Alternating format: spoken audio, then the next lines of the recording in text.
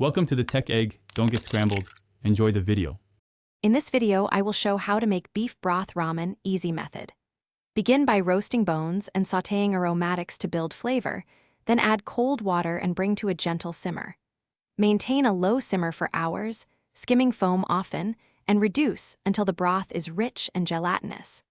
Strain carefully through a fine sieve and season to taste with soy, mirin, and salt before assembling your ramen bowls with noodles and toppings. Gather bones, aromatics, and seasonings before you start to streamline the process. Trim excess fat, but keep some marrow and connective tissue for body. Roast bones until well browned, then sweat aromatics in a hot pan to release oils. Deglaze with a splash of water, add bones and cold water, and begin the slow simmer while you prepare noodles and toppings for a smooth workflow. Maintain a gentle simmer to extract collagen without emulsifying fat into the broth. Strain the liquid, chill briefly to remove excess fat if desired, and reheat gently before serving. Cook noodles just before serving, then build bowls with noodles, hot broth, sliced beef, a soft egg, and fresh scallions.